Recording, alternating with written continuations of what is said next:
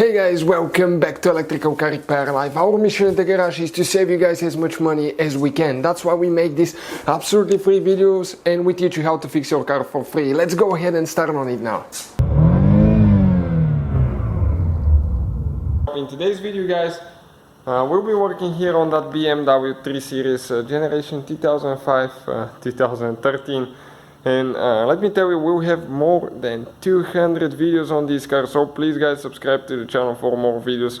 What we'll be doing now actually, we'll show you where to find the relay for the Valvetronic motor. Now we have a video where to find the fuse, so check it out on the channel. If you need the relay, that's what we'll be covering today. Now depending on the fuse box and your model, things might differ, so always double check everything. You're going to expect to find a relay under the hood of the car here. Okay, and you need to remove that cover for the engine management system here. This is where your engine computer is, and that's where some engine management fuses are located as well, and relays.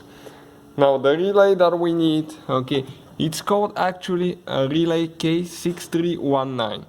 And once you open that cover, okay, if you need to see the video how to open that cover, it's actually on our channel guys, so please check out the video. Now when you open the fuse box, okay, you're going to see those relays, fuses, engine computer here, and you're going to notice that relay, okay, right here, this relay, this is the one for the Valvetronic motor, this relay.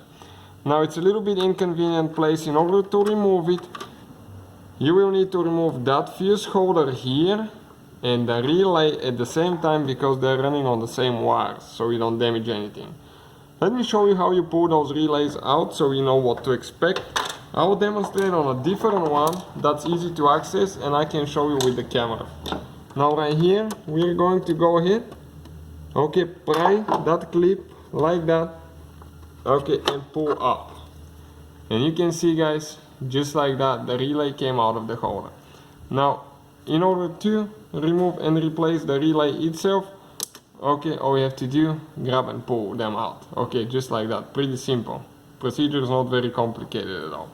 And after that, all you have to do, install it the same way that we remove them. Okay, and here you need to make sure that you get it in the canal. Okay, and lock them in place. But remember, it's this relay right here. It's a little bit hard to show you on this one, but you know, okay, you know where to expect it. So thank you guys for watching. Hopefully guys the video was helpful and we were able to save you money.